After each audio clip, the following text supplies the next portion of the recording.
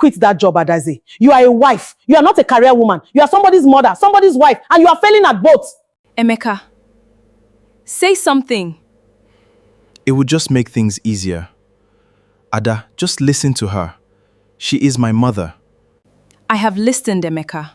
I have listened for 3 years.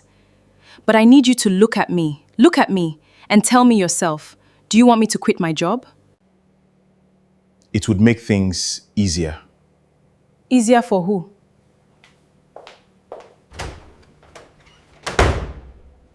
The silence that followed was the loudest thing in that house. Adaeze set her laptop bag down on the floor, slowly, like someone making a decision that could not be unmade. Adaeze Okonkwo was not the kind of woman people forgot. She was 31 years old when the story truly begins, with the kind of mind that made her supervisor take notes in meetings she attended as a junior staff. She had grown up in Enugu, third child of a retired civil servant and a woman who sold fabric at Obete Market and still managed to send all 5 of her children to university. From her father, Adaeze inherited the discipline of rising before the sun. From her mother, she inherited the understanding that a woman's hustle was not a luxury, it was armor. She had worked at a mid-sized logistics company in Port Harcourt for 6 years, climbing from junior accounts officer to senior finance analyst before she turned 30. Her salary was not the biggest in the office, but it was consistent, and she supplemented it with a small thing she had been doing quietly on the side. Building Excel-based financial templates that she sold to small business owners through WhatsApp and a simple website her younger brother had helped her set up. It brought in between 40,000 and 80,000 naira some months. Nothing dramatic, just steady. She met Chukwuemeka at a church cooperative meeting. He was 35, drove a used Toyota Camry, ran a small electrical supply store in D-Line, and laughed with his whole body. He asked her out 3 times before she said yes. And when she finally did, he told her, "Ada, I have never met a woman who makes me want to be better." She believed him. She had no reason not to. They dated for 14 months. He visited her parents. Her people liked him. He was able. He was respectful. He paid the bride price without complaining. And on their wedding day, he held her hand through the entire reception and kept whispering, "You are my partner, my equal, always." She wore ivory. She danced with her father. She cried the good kind of tears. But what nobody tells you on your wedding day is that you are not just marrying a man. You are marrying his history, his fears, his mother, Mama Chukwuemeka, whose full name was Mrs. Ngozi Eze, arrived from Owerri 3 weeks after the honeymoon. She came with 2 Ghana Moscow bags, a box of stockfish that filled the entire apartment with its presence, and a set of opinions she had carried for 64 years and had no intention of reconsidering. She was not a wicked woman. That must be said, and said clearly. She was a woman formed by her own particular suffering. She had raised Chukwuemeka and his 2 sisters alone after their father, God rest his complicated soul, died when Emeka was 9. She had sold palm oil, done people's hair, cooked for parties, and scraped together school fees in ways that kept her awake at night for years. She believed, with the full force of someone who had earned her beliefs through pain, that a man's home was his throne and a woman's highest calling was to hold that throne together. It was not malice. It was the gospel she had been handed and had never found a reason to question. The first month was manageable. Mama would make comments that Adaeze would absorb with a deep breath and a smile. Small things. "You come home very late, my daughter. Is that how they train you to cook in your father's house? Emeka, your shirts are not ironed. A man should not go out looking like this. But by the third month, the comments had grown spines. Emeka, when will this your wife give me grandchildren? How can she give you children when she's running around the office every day? The womb needs rest, oh. Mama, I hear you. We are planning. Everything has its season. Season? You that is always in the office, what season are you in? A woman who cannot manage her home cannot manage my son's destiny. Chukwuemeka would always say, Mama, take it easy. But he never said stop. And there is a thing about silence in a marriage. When one person keeps being wounded and the other keeps laughing, the wound does not heal. It calcifies. It becomes something harder than pain. It becomes a war. By the end of month 5, Mama had made her position fully known at a Sunday lunch attended by Emeka's 2 sisters and their husbands. She said it clearly, the way someone says a thing they have rehearsed. I am not saying it as a curse. I am saying it as a mother. Adaeze, your job is eating your marriage. Emeka has a business. He does not need your salary. What he needs is a wife who is present. Quit that work, take care of your home, and watch how God will bless this family. The table was quiet. Adaeze looked at her husband. He looked at his plate. And that was the day she understood what kind of marriage she was in. Adaeze resigned from her job on a Tuesday. She typed the letter herself, printed it, signed it, and handed it to her HR manager, a woman named Blessing, who looked at her for a long moment and then said, Adaeze, are you sure? She said yes. She walked out of that office with her desk plant under one arm and a small silver frame with her first promotion letter inside, and she sat in her car and stared at the steering wheel for 23 minutes before she drove home. She was 31 years old. She had just set down, voluntarily, the thing she had spent the last 6 years building. Mama Chukwuemeka was delighted. She cooked a full pot of ofe onugbu to celebrate. She told Emeka, now your home will know peace. Emeka's sisters came over that weekend. There was laughter. There were prayers. There was a sense in the Adaeze household that something had been corrected. Adaeze smiled through all of it. She smiled the way someone smiles when they are holding something very heavy and do not want anyone to see how much their arms are shaking. What nobody saw was what she did every morning between 5 a.m. and 7 a.m. before the house woke up. While the NEPA light was still on and the generator had not yet been switched on, and the compound was quiet except for the neighbor's rooster, Adaeze would sit at the small wooden table in the second bedroom, the one they had not yet turned into a nursery, with her laptop open, and she would work. She had not stopped selling her financial templates. She had not told anyone she was doing it. She simply moved it deeper into the shadow, watered it in silence, and watched it grow. By the end of the first year at home, she had also started a small bookkeeping consultation service. Still on WhatsApp, still through referrals, still invisible to everyone in that house. She was not hiding it out of deception. She was hiding it because she had learned, in the months of watching her husband not defend her, that some things you protect by not showing them to people who do not know their value. Year 2 arrived with a baby, a boy they named Tobechukwu, and who immediately became the most important person in the house. Mama Chukwuemeka was in 7th heaven. Adaeze was in the quiet exhaustion of new motherhood. She reduced her template work. She held her son and tried to hold herself. But in year 3, the first crack appeared in the family finances. The electrical supplies market in Port Harcourt had become crowded. 3 new competitors had opened within walking distance of Emeka's store. The Naira was doing what the Naira had been doing, sliding, and the cost of importing stock had nearly doubled. Emeka took a cooperative loan to restock. Then he took another. By year 4, the loan repayments were eating into the household money. The generator fuel budget was cut. Then the rent began to delay. Mama Chukwuemeka, who by now had returned to Owerri, still called every week, asking for something small for upkeep, not from malice, but because she genuinely believed Emeka was managing fine. He never told her the truth. He was that kind of man, the kind who would rather struggle quietly than admit to his mother that things were hard.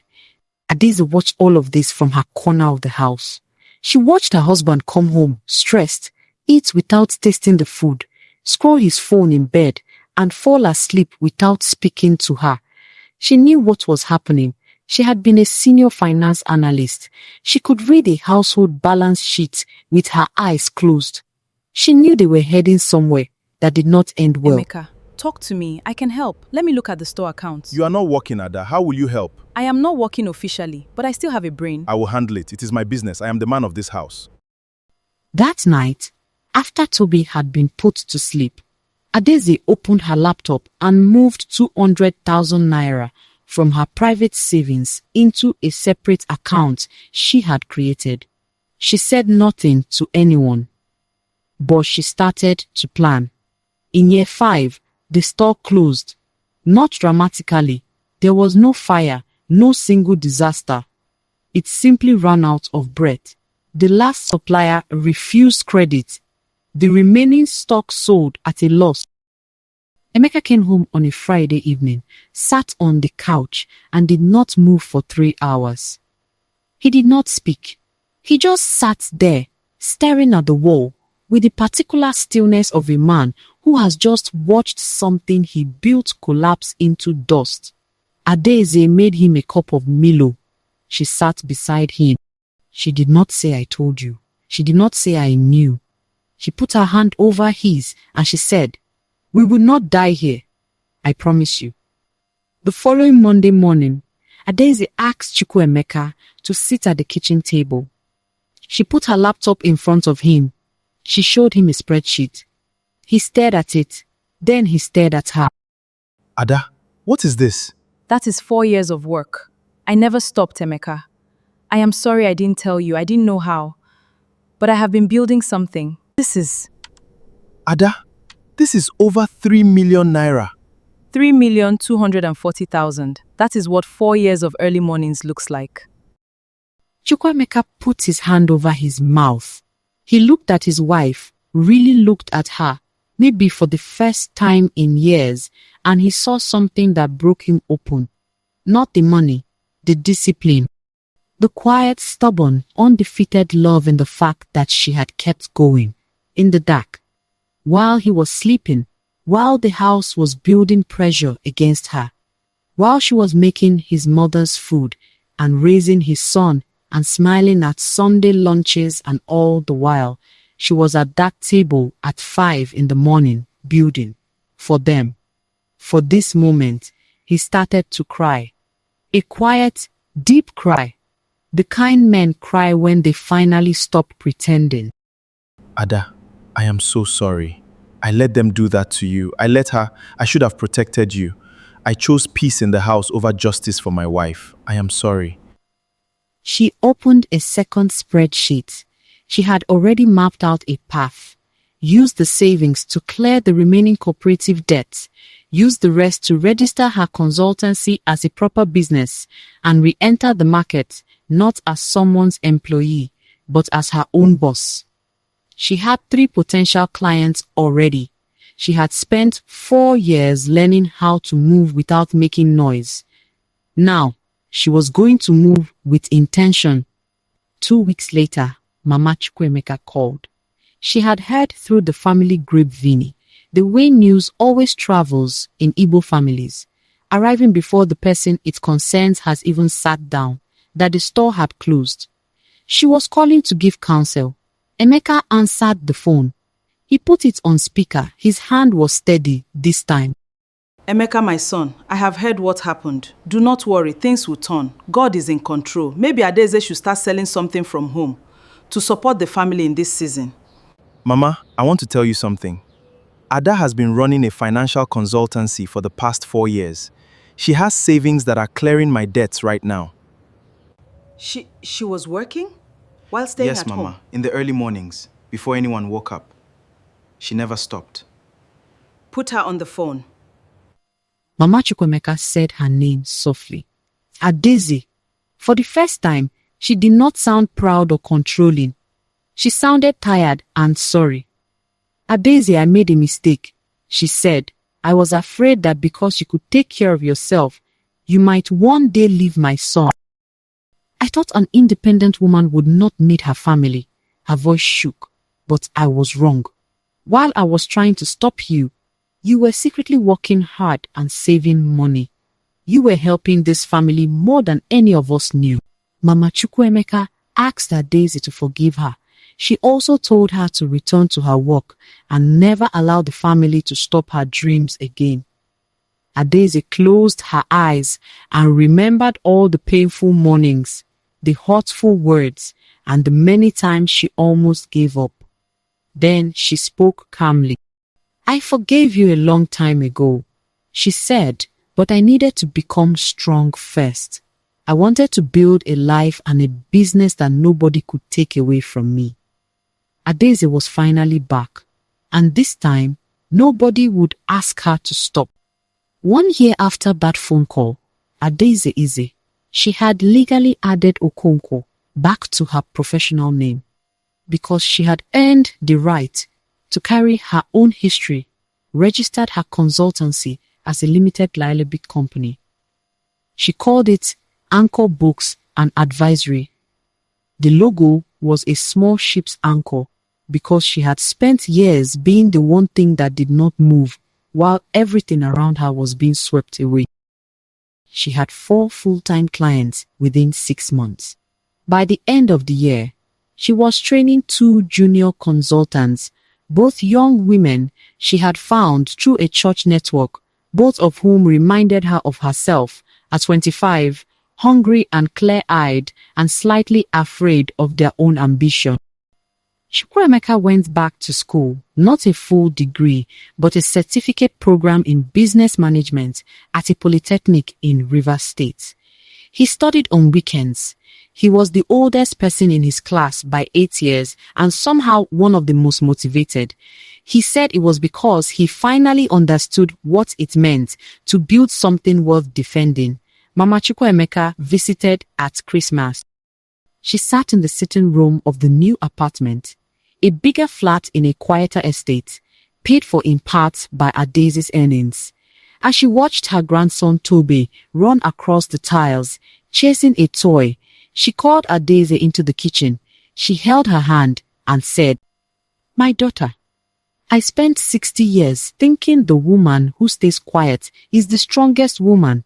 You taught me that the woman who stays and still builds is the strongest of all. I am proud of you. And next time your mother-in-law says something foolish, please argue with me. I need someone to argue with in my old age." Adaeze smiled and said, "Mama, thank you. I needed to hear that." They laughed. Real laughter, the kind that happens when something has been survived and not just endured. Later that night, after everyone had eaten, and Toby had fallen asleep on his grandmother's lap, Adaeze sat on the balcony. The city was lit up below her. A generator hummed somewhere. Somewhere else, someone was frying akara. It smelled like Saturday mornings in her mother's house. She thought about the woman who had sat in her car in a company parking lot 5 years ago, holding a desk plant and an old promotion letter, not knowing how the story would end. She hoped that woman could see her now. She hoped she would not be afraid. She opened her phone and sent one message to her mother. "Mama, I am okay. More than okay. Thank you for raising me to know that my hands are never empty." Her mother replied in 3 seconds. A single emoji. A folded hands. A heart, and then, "Go sleep, my daughter. Tomorrow still has work for you.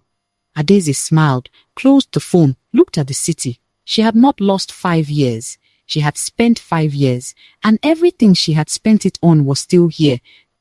My people, here is the lesson I want to leave with you tonight. A woman's ambition is not a threat to her home. It is protection. It is legacy. It is the quiet fire that keeps the family warm even when the generator has no fuel and the market has no customers, and the man of the house is sitting on a couch staring at a wall. Adaeze did not win because she was stubborn. She won because she was faithful to her family, yes, but first to herself. And when the people who tried to dim her finally saw her light, they did not run from it. They walked toward it. Because that is what real love does in the end. It always finds its way to the truth.